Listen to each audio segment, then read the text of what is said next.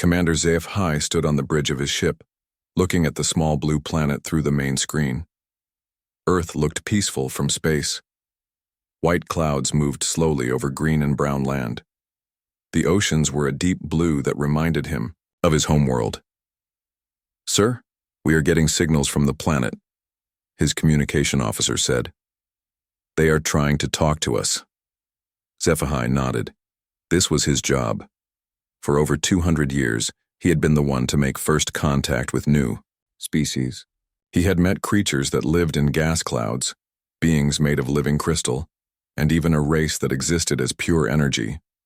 But humans were different somehow. "Put them through," he ordered. The screen changed to show a human woman sitting at a desk. She had short dark hair and wore a simple blue uniform. Behind her, HFY could see other humans working at computers and talking quietly. "Hello," the woman said. "My name is Dr. Sarah Chen. I speak for the people of Earth. We have been waiting for you." HFY was surprised. Most new species were afraid when they first met the coalition. They asked questions about invasion or demanded proof that the aliens came in peace. This human seemed calm, almost like she had expected this moment.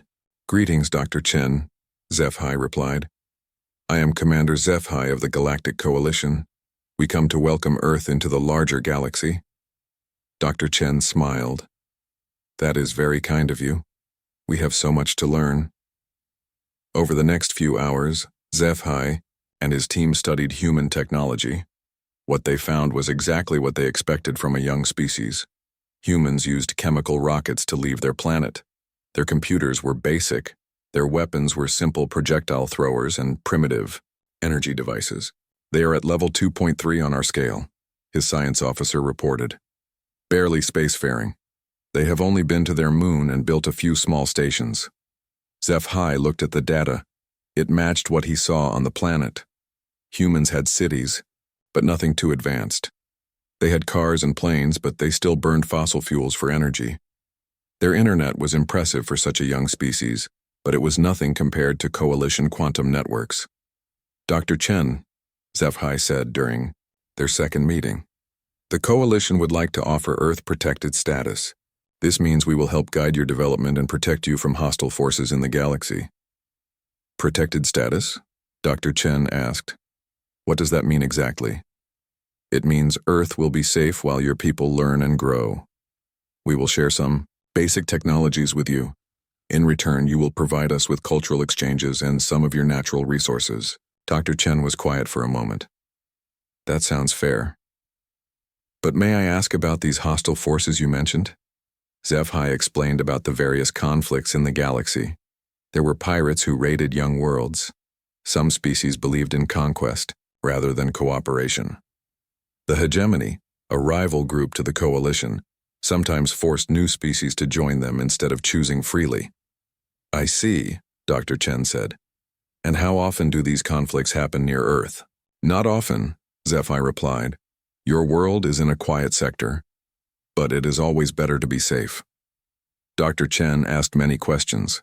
She wanted to know about coalition technology, their military strength, how many worlds they controlled, and what their relationships were with other galactic powers. HFY was happy to answer. It showed that humans were curious and eager to learn. "Your ships are beautiful," Dr. Chen said, looking at images of coalition vessels. "How fast can they travel?" "Our fastest ships can cross the galaxy in about 6 months, HFY said proudly. "Impressive. And your weapons?" "For protection, of course." HFY showed her recordings of coalition military exercises. Plasma cannons that could destroy asteroids, shield systems that could stop almost any attack, fighters that moved faster than anything humans had ever built. "We hope we never have to use these against living beings," HFY said. "But the galaxy can be dangerous." Dr. Chen nodded. "Of course, violence should always be the last choice." What impressed HFY most was how quickly humans seemed to understand the technology he showed them. When he explained how their faster-than-light drives worked, Dr. Chen asked intelligent questions about the quantum mechanics involved. When he demonstrated their communication systems, she immediately grasped the basic principles. "Your people," are very smart, he told her. We try to be, Dr. Chen replied. We have always believed that knowledge is the most important thing we can have. By the end of the week, the agreement was signed. Earth would become a protected developing species under coalition guidance. In exchange for protection and basic technology, humans would share their art, culture, and some raw materials from their asteroid belt. HFY felt good about the arrangement. Humans seemed like good people. They were peaceful, curious, and grateful for the coalition's help. They reminded him of his own species when they had first joined the coalition centuries ago. Sir, his science officer said as they prepared to leave Earth's solar system, I have been analyzing human technology more closely. Some of their engineering is quite sophisticated. How so? HFY asked. Their computer networks show signs of quantum encryption. Very basic, but the principles are sound. And their space stations use gravitational manipulation for artificial gravity. That should be beyond their current understanding of physics. HFY looked at the data. It was interesting, but not too unusual. Sometimes young species made lucky discoveries or had natural talents in certain areas. Probably just natural human cleverness, he said. Keep monitoring their development. I want to make sure they are progressing safely. As his ship jumped to faster-than-light speed, HFY felt satisfied with another successful first contact. Earth would be a good addition to the coalition. The humans were smart and peaceful, and they seemed eager to learn their place in the galaxy. He had no idea that down on Earth, Dr. Sarah Chen was meeting with a group of people in a room deep underground. The room was filled with technology that would have amazed even coalition scientists. Holographic displays showed detailed maps of coalition space, complete with fleet positions and defensive capabilities. Well? Asked one of the people in the room. Dr. Chen smiled. They bought it completely. They think we are just smart primitives who got lucky with a few discoveries.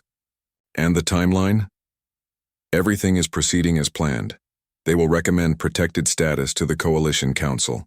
We will have full access to their databases within 6 months. Excellent. Any problems? Dr. Chen shook her head.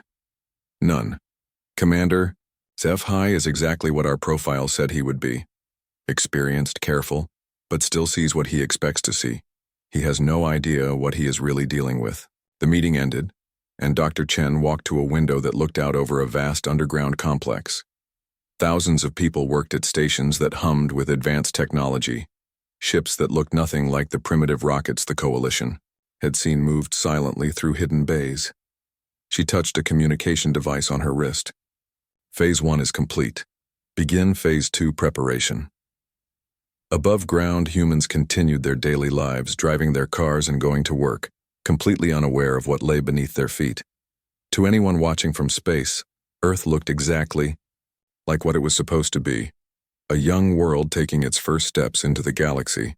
But appearances, as Commander HFY would soon learn, could be very deceiving. 6 months had passed since Earth joined the Coalition as a protected world. Commander HFY visited the human system regularly to check on their progress. What he found both impressed and worried him.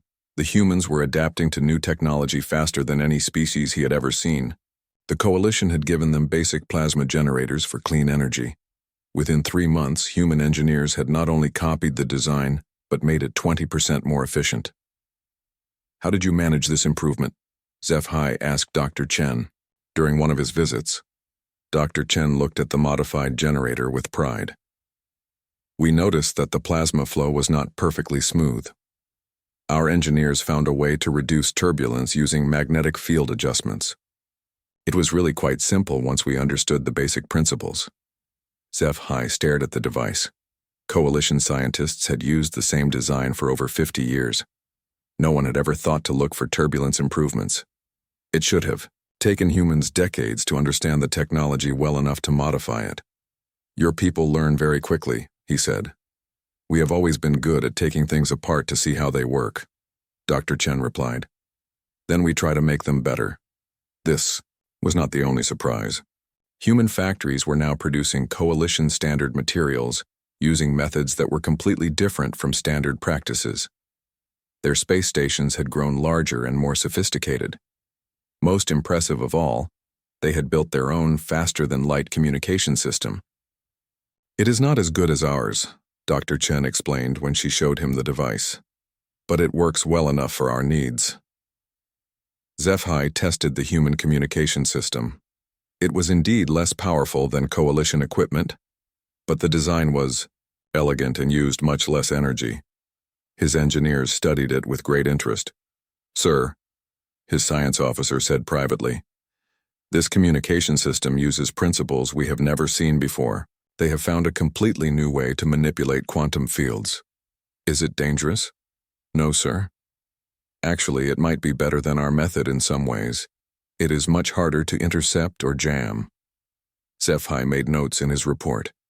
Humans were definitely unusual, but still within acceptable limits for a developing species. Their rapid progress was impressive but not impossible. Then came the military exercise. The coalition always tested new member species to understand their combat capabilities. This helped them plan how to best protect each world and what role they might play if conflict arose. The test was simple. Human forces would face off against automated combat drones in a controlled environment. "Do not worry," HFY told Dr. Chen before the exercise began. "The drones are programmed to be challenging but fair. This is just to see how your people think in tactical situations." Dr. Chen nodded. "We understand. Admiral Zhang Wei will command our forces for this exercise." Admiral Zhang was a calm man with gray hair and intelligent eyes. He shook hands with HFY before the exercise began. "Good luck, Admiral," HFY said. "Thank you, Commander. We will do our best." The exercise took place in an asteroid field near Earth's moon. Human ships were basic by coalition standards, modified versions of their original chemical rocket designs with some coalition technology added. The drones were much more advanced with better weapons, shields, and speed. HFY expected the humans to use standard tactics, form lines, concentrate fire, try to overwhelm the drones with numbers. Every species did this during their first military test. Instead, the humans did something completely unexpected. Their ships spread out across the entire asteroid field. They did not try to fight the drones directly. Instead, they used the asteroids themselves as weapons. Carefully placed explosive charges sent large rocks flying into the drone formations. Electromagnetic pulses disabled the drone's sensors. The humans even used gravity itself, positioning their ships to create gravitational effects that pulled drones into collisions. "What are they doing?" HFY's tactical officer asked, staring at the displays. The drones were programmed to handle conventional space combat. They could adapt to most standard tactics, but the humans were not fighting a space battle. They were fighting an environment war. They turned the asteroid field into a weapon and used physics itself as their ammunition. Within 2 hours, every drone was destroyed or disabled. The humans had lost only 3 ships, and those were damaged, not destroyed. "Impressive," HFY said when Admiral Zhang reported the results. "Thank you," the Admiral replied. "Though this was just a training exercise. Our real combat doctrine is quite different." "Different how?" Admiral Zhang smiled. "We prefer not to fight at all, but when we must fight, we believe in using every advantage we can find. The enemy's expectations, the environment, even their own technology against them." After the exercise, HFY met with his senior officers to discuss what they had seen. "They fight like no other species we have encountered," his tactical officer reported. "Their approach is completely unconventional. They seem to think of combat as a puzzle to be solved rather than a contest of strength." "Is this a problem?" HFY asked. "Not necessarily, but their methods would be very difficult to predict or counter. They think differently than we do." HFY made more notes. Humans were definitely unique but still seemed to be a peaceful species. Their unusual tactics might actually be useful if the coalition ever faced a serious threat. What he did not know was that Admiral Zhang was meeting with Dr. Chen in that same underground facility where the first contact had been planned. "How did we do?" Dr. Chen asked. "Perfectly," Admiral Zhang replied. "We demonstrated enough capability to be interesting but not enough to be threatening. They think this is our best tactical thinking. And it is not? Admiral Zhang laughed. Sarah, what we showed them today was our children's training program. Our actual military doctrine would have ended that exercise in 12 minutes. Dr. Chen nodded. Good. The timeline is still on track. How are the deep space surveys going? Excellent. Our scout ships have mapped 90% of Coalition space. Their security is impressive but not impossible to bypass. We have identified all major fleet positions, supply lines, and defensive installations. Any signs that they suspect anything? None. As far as they know, we are still using their star charts and navigation data. They have no idea we are conducting our own mapping operations. Dr. Chen looked at a holographic display showing Coalition territory. Red dots marked military bases, blue ones showed major colonies, and green indicated resource extraction sites. It was a complete picture of Coalition strength and vulnerabilities. What about their allies and enemies? We have made contact with 17 other species without Coalition knowledge. The hegemony is particularly interesting. They are more aggressive than the Coalition, but also more predictable. Several independent worlds have asked about establishing secret trade relationships. Approved, but keep it quiet. We are not ready for them to know how far our reach extends. Admiral Zhang nodded. Understood. Anything else? Dr. Chen smiled. Yes, begin Phase 3. It is time to let them see a little bit more of what we can do. Above ground, Commander HFY was preparing to leave Earth orbit. His report would state that humanity was progressing well as a protected species. They were smart, adaptable, and showed promise as future Coalition members. Their military capabilities were adequate for self-defense, but posed no threat to galactic stability. He had no idea that human ships were already exploring deep into Coalition space, that human agents were making contact with dozens of other species, and that the primitive planet below him was coordinating activities across half the galaxy. As his ship jumped to faster than light speed, heading back to Coalition headquarters, Dr. Chen was authorizing the construction of humanity's first visible interstellar ship. It would be impressive enough to show progress, but primitive enough to maintain the illusion. After all, they had a reputation to maintain.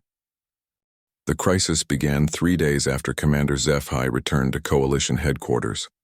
A hegemony battle fleet had moved into the Kepler system, just 2 jumps away from Earth. They claimed an ancient territorial right to the system based on archaeological evidence. The Coalition disputed this claim. Kepler was strategically important because it controlled 3 major trade routes. Neither side wanted to back down, and both were moving warships into position. HFY was in an emergency meeting when the message came in. Sir, his communication officer said, we are receiving a transmission from Earth. Dr. Chen requests permission to speak with the Coalition Council about the Kepler situation. She wants to do what? Admiral Korath of the Coalition military. Command asked. Earth is a protected world. They should be asking for evacuation assistance, not offering to get involved in galactic politics.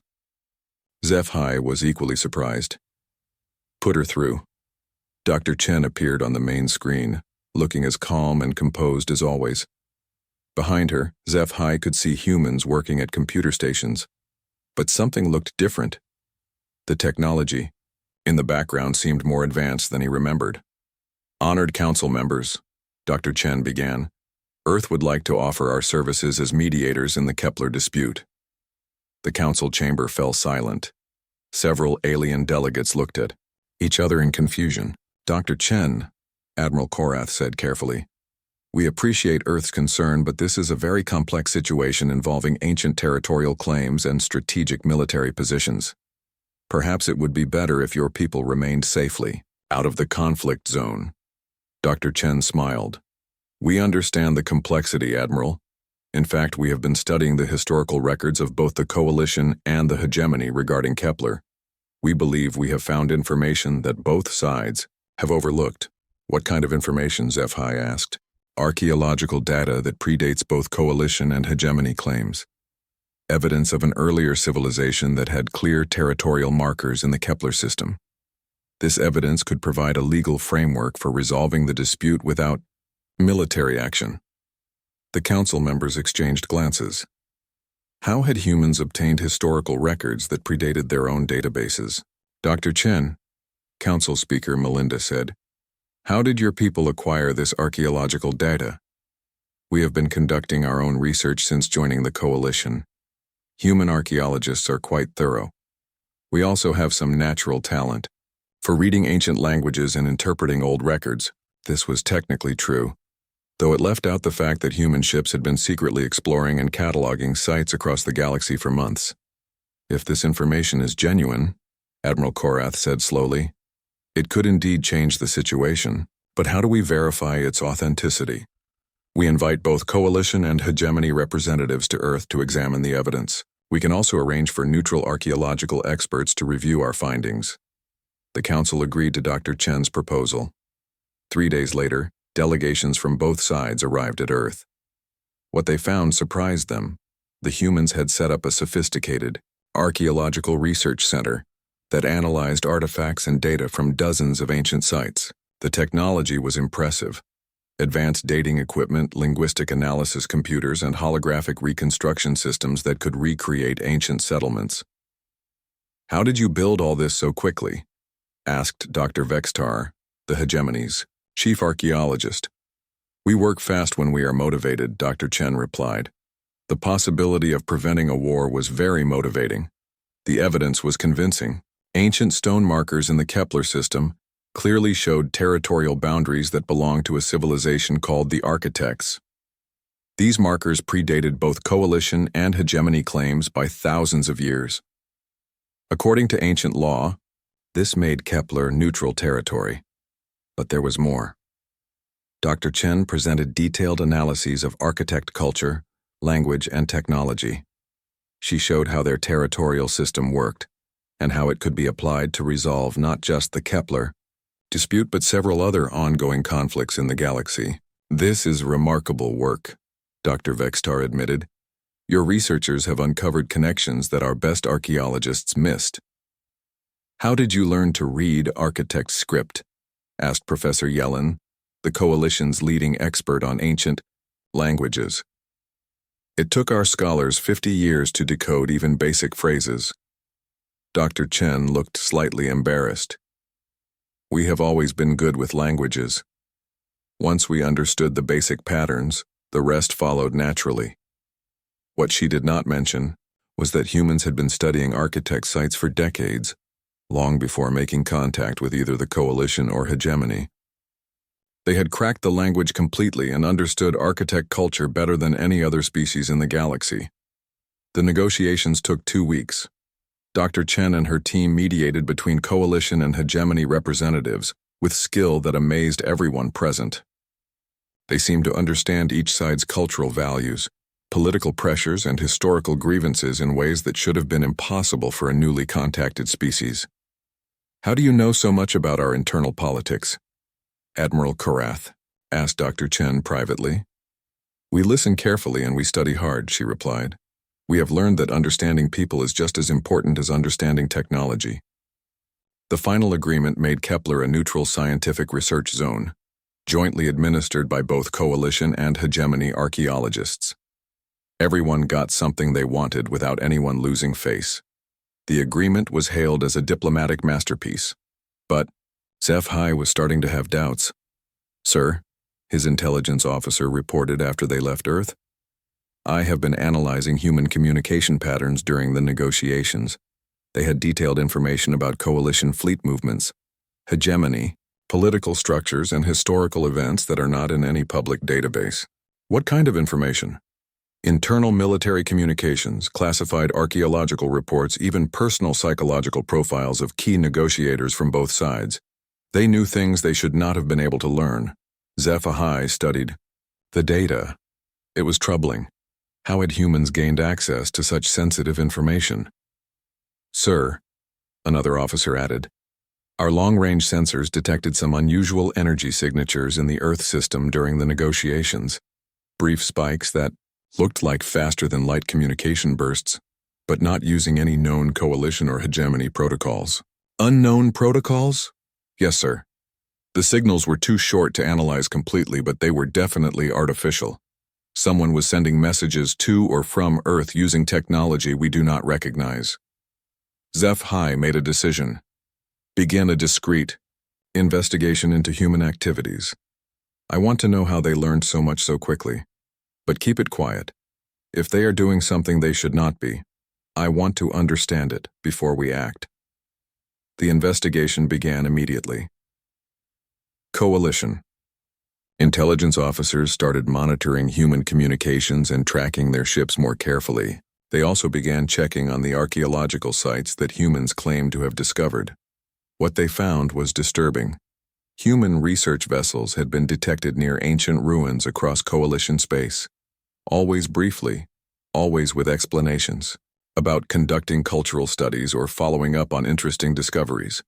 But the pattern showed a systematic survey of every major archaeological site in Coalition territory. More troubling was the discovery that humans had been in contact with dozens of independent worlds and species that the Coalition had barely met.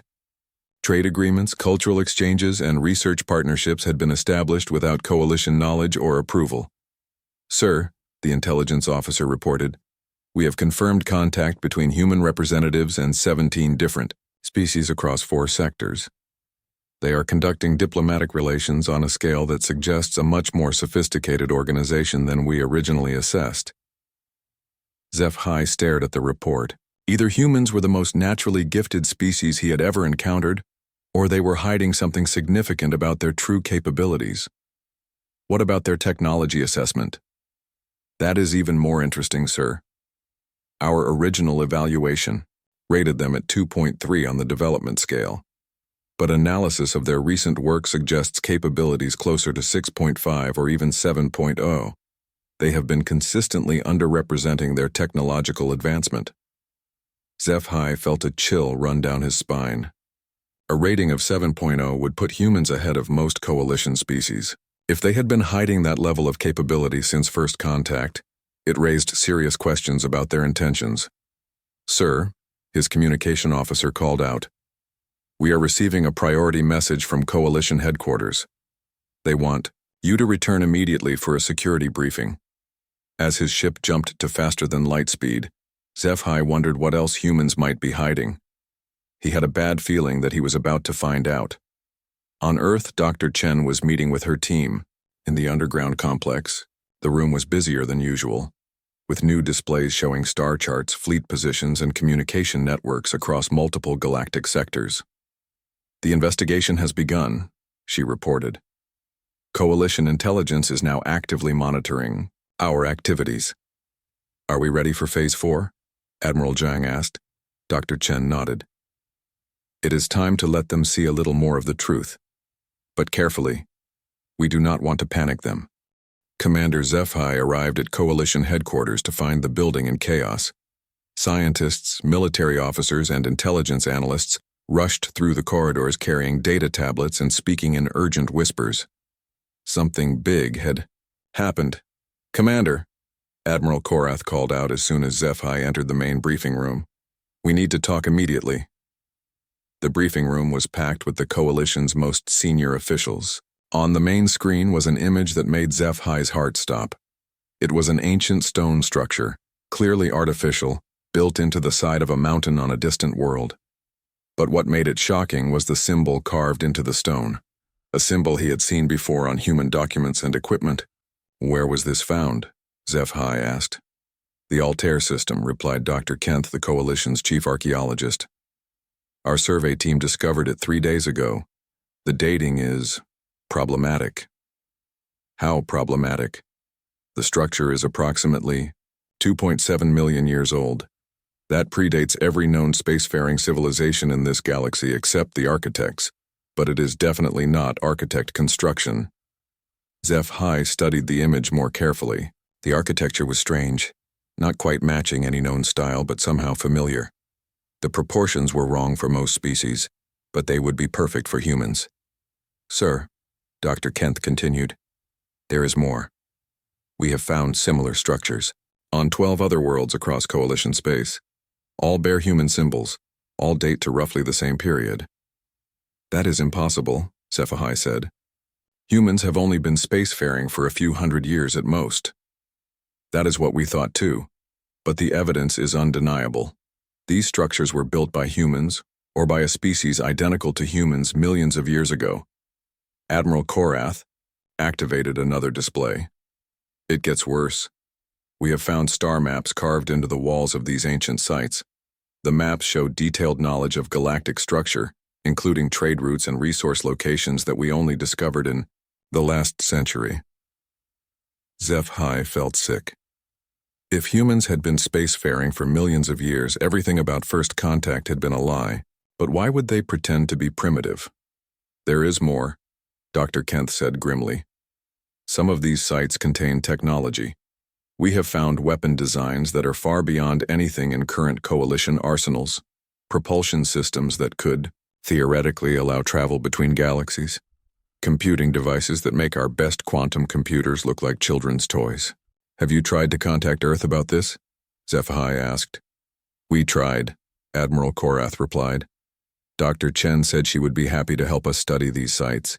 She claims they are probably left by an ancient human ancestor species that went extinct millions of years ago. And you believe her? No.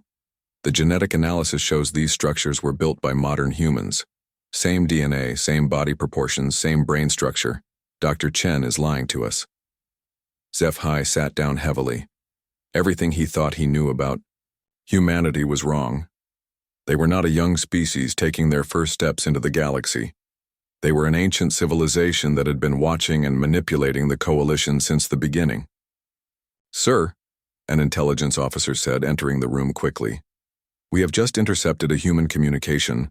They are not trying very hard to hide it. The officer activated a recording.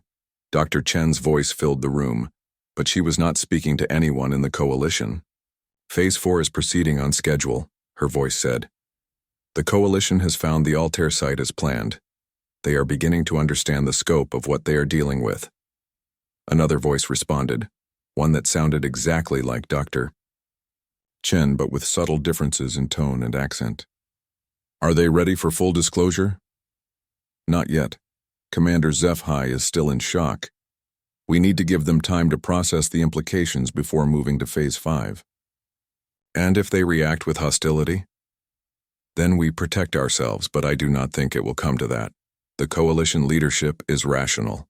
Once they understand that we are not a threat, they will accept the new reality. The recording ended. Everyone in the room stared at the speakers in silence. There are two Dr. Chens? HFY asked weakly. It appears so, the intelligence officer replied. Analysis suggests the woman we have been dealing with may not even be on Earth. The signal originated from somewhere in deep space. Admiral Korath stood up. This changes everything.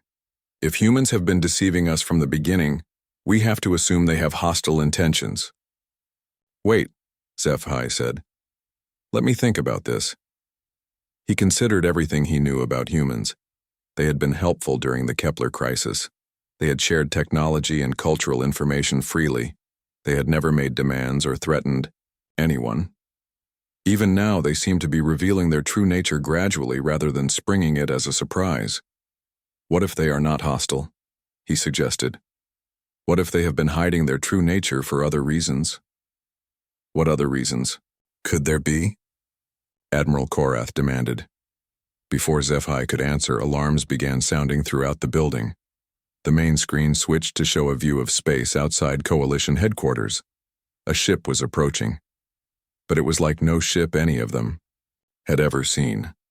The vessel was enormous, easily 10 times the size of the largest Coalition battleship. But size was not what made it shocking. The ship seemed to be made of liquid metal that flowed and shifted as they watched. Its surface reflected the stars in patterns that hurt to look at directly. Sir, the sensor operator reported in a shaking voice, the ship is not registering on any of our instruments. Visual only. It is like it exists but does not exist at the same time. Is it armed? Unknown, sir. We cannot scan it. But power readings suggest it could destroy this entire station without effort. The communication system activated. Dr. Chen's image appeared on the screen, but now she was clearly not on Earth. Behind her was a bridge filled with technology that made coalition systems look primitive. "Hello, Commander HFY," she said calmly. "I apologize for the dramatic entrance, but it seemed time for us to have an honest conversation." "Dr. Chen," HFY said, trying to keep his voice steady, "I think you have some explaining to do." "Indeed, I do. But first, let me ease your fears. This ship's weapons are not active. We come to talk, not to fight." "Who are you really?" Admiral Korath demanded. Dr. Chen smiled sadly. "We are exactly who we said we were. We are humans from Earth, but we are not the humans you think you met." "Explain." "The humans you have been interacting with are volunteers. They agreed to have their memories modified and their technology limited, so they could experience what it would be like to be a young spacefaring species. Earth is our newest experiment in social development." HFY felt his mind reeling. "Experiment? We wanted to see what we could achieve if we started over from primitive conditions. Could we rediscover space travel? Could we develop peaceful relationships with other species? Could we solve problems differently if we approached them with fresh perspectives? And the ancient sites? Those are real. Humans have been spacefaring for millions of years. We have explored not just this galaxy but dozens of others.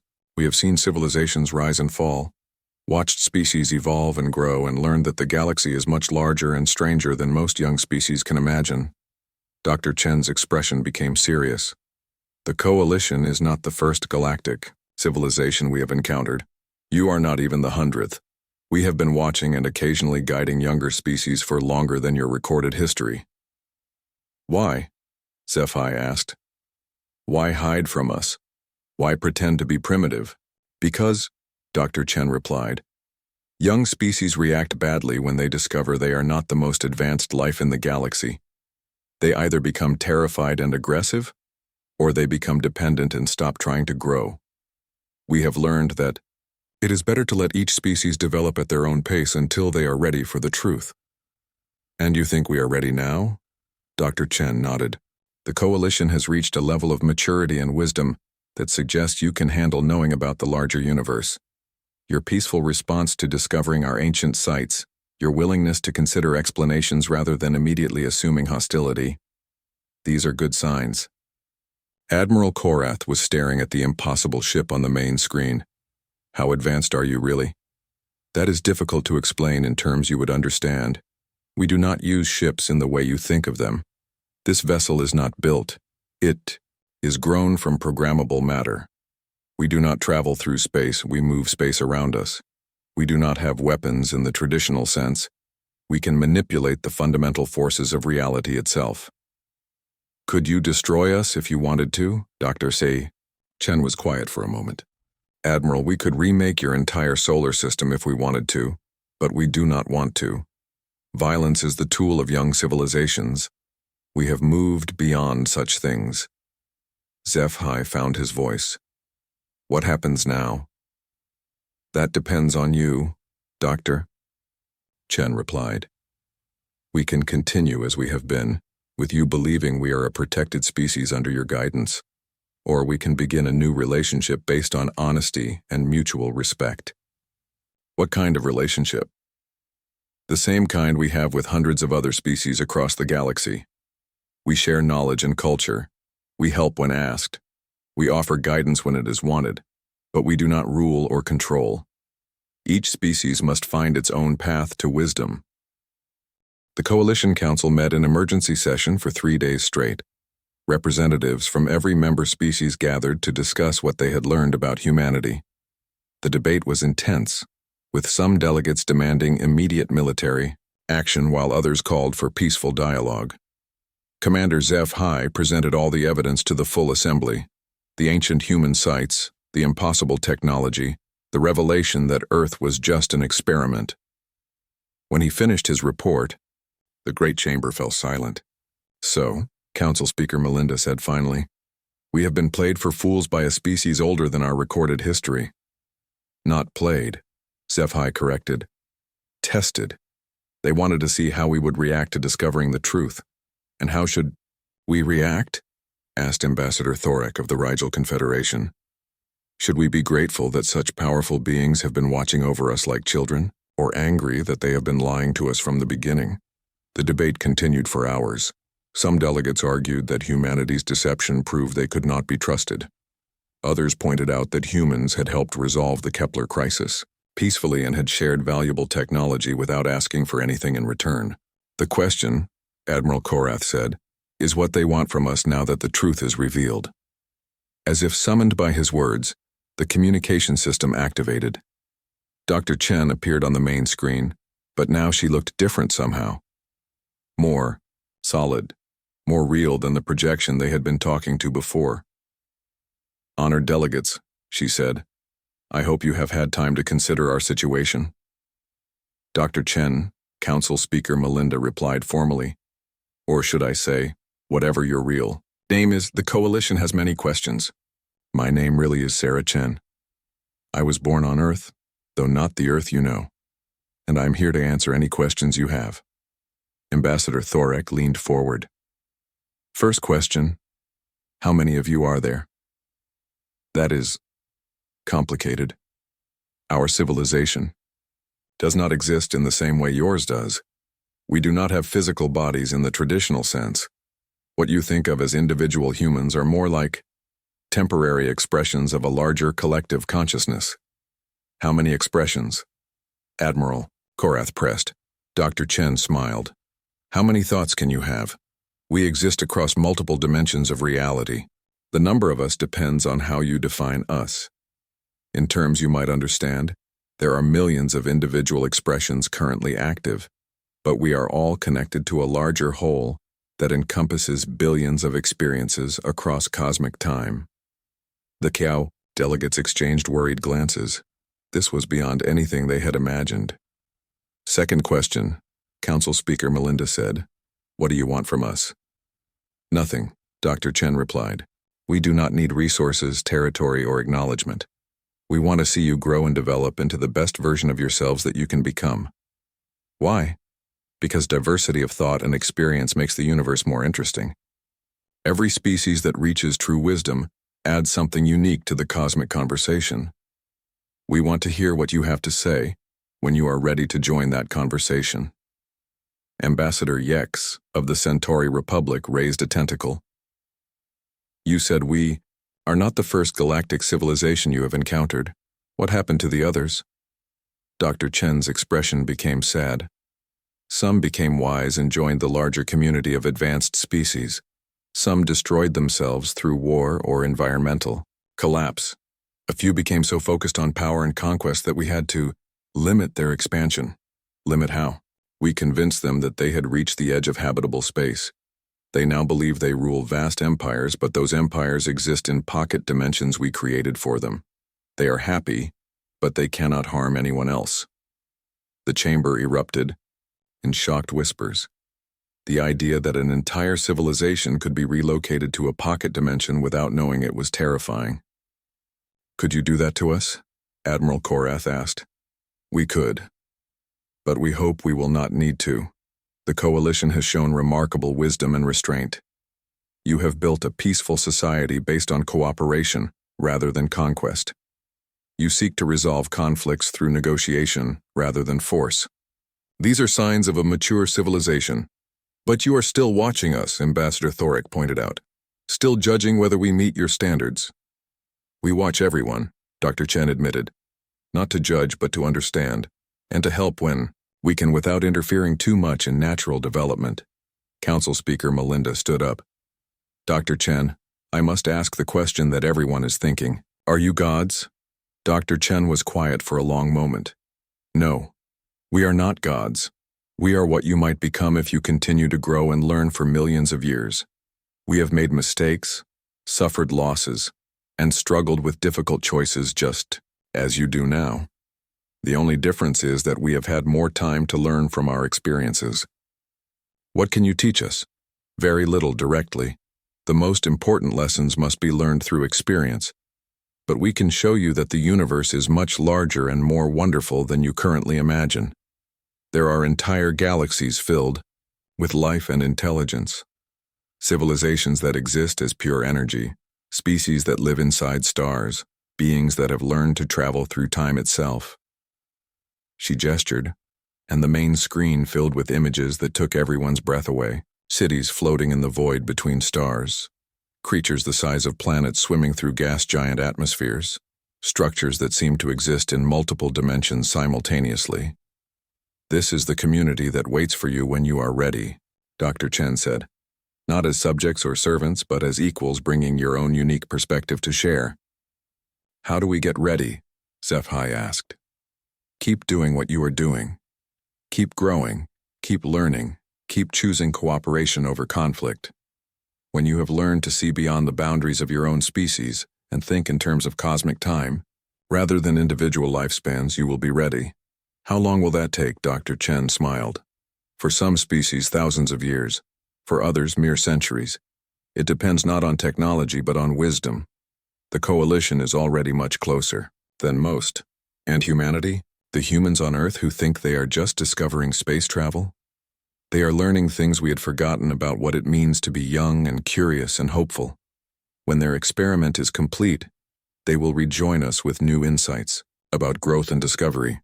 Every perspective has value, even our own past selves." The council session continued for several more hours. Dr. Chen answered every question patiently, explaining concepts that often stretched the delegates' understanding to its limits. When it was over, the coalition had to make a choice. They could reject this new reality, demand that humans leave them alone and try to continue as they had before, or they could accept that they were part of something much larger than they had ever imagined. The vote was closer than SciFi had expected, but wisdom prevailed. The coalition chose to accept humanity's offer of friendship and guidance. "There is one condition," Council Speaker Melinda said. "We want to meet the other species you have mentioned, the ones who have also reached advanced status. We want to know who else is out there." Dr. Chen nodded. "That can be arranged, but understand, some of them are very different from anything you have encountered. Species that exist as collective intelligences, beings made of living mathematics, civilizations that have merged with their technology so completely that they are no longer biological at all. We want to meet them anyway. Then you shall. Consider it the first step in your education about the true scope of the universe." 6 months later, SciFi stood on the observation deck of a new kind of ship, one built with human technology but designed by coalition engineers. Through the transparent walls he could see something that should have been impossible. A city in space but not built on any planet or station. The structures existed in multiple dimensions simultaneously, connected by bridges of solidified energy, and surrounded by gardens that grew in the vacuum of space itself. "Welcome to the Nexus," Dr. Chen said, joining him at the window. "This is where representatives from advanced civilizations gather to share knowledge and coordinate activities across the galaxy." As they watched, impossible beings moved through the cosmic city. Energy creatures that looked like living auroras, mechanical entities that shifted between solid and digital forms, and species so alien that SciFi's mind could barely process what he was seeing. "Are we really ready for this?" he asked. Dr. Chen smiled. "No one ever feels ready, but you have taken the first step, which is the hardest one. The rest is just learning and growing." "And the humans on Earth? When will they learn the truth?" "Soon. Their experiment is nearly complete. They have rediscovered space travel, made first contact, learned to resolve conflicts peacefully, and begun to dream of exploring the stars. They have proven that humanity's best qualities are not accidents of history, but fundamental parts of who we are." SciFi nodded. "And then? Then they will face the same choice you faced. They can continue believing they are alone in the universe, or they can accept that they are part of something magnificent and ancient and ongoing. What do you think they will choose?" Dr. Chen looked out at the impossible city floating in space, where beings from across the cosmos work together to understand the deepest mysteries of existence.